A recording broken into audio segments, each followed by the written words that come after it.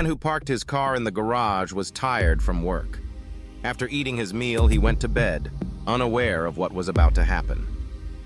Before we get into the video, don't forget to subscribe to the channel and hit the like button.